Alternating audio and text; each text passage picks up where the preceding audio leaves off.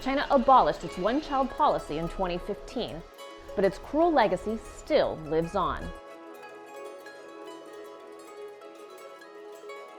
Here, the economy is the world's second largest, but growth is under pressure from a shrinking labor force, squeezed on both ends by a fast-aging population and waning births. Now, despite authorities having lifted the one-child policy 5 years ago, a baby boom, that still hasn't happened.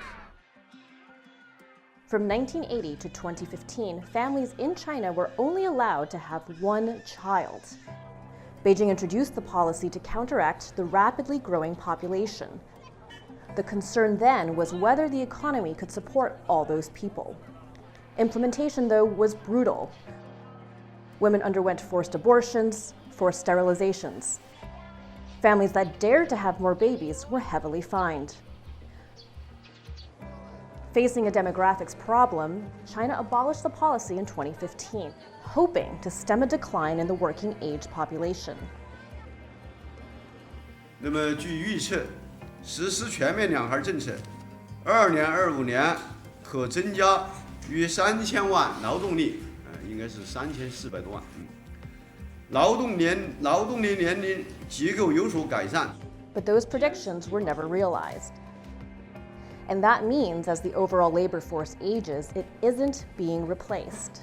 In 2019, 10.48 births per 1,000 people were recorded, the lowest since the Chinese Communist Party came to power in 1949. But why? Many are choosing to wait to have children, if they have kids at all, due to the increased cost of living. Divorce is also on the rise as cultural stigma diminishes. There also simply aren't enough women to have babies. And some, like their Western counterparts, are choosing to stay single. Years of the one-child policy exacerbated a favoritism for sons over daughters. Experts say this could have very real consequences for China's economy, already hit by a trade war with the US. China posted annual economic growth of 6.1% for 2019, the lowest rate in 3 decades. With the working age population expected to fall roughly a quarter by 2050, China desperately needs this baby boom. Its economy can't afford not to have it.